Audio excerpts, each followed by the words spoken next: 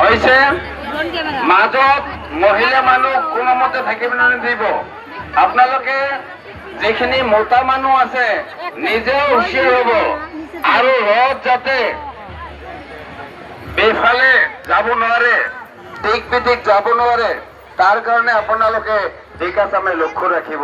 এই মোৰ আপোনালোকৰ ওচৰত বিশেষ অনুৰোধ। এতিয়া অলপ ৰ'ব, ৰছী দিয়াৰ আগতে চিন্তা কৰক, ৰছী দিয়াৰ আগতে চিন্তা কৰক।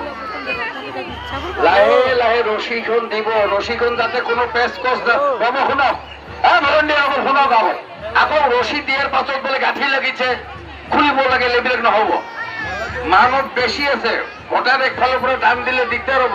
আপোনালোকে চাই লওক, আগত ৰছীখন ইয়াতে বাৰ কৰি ৰাখক।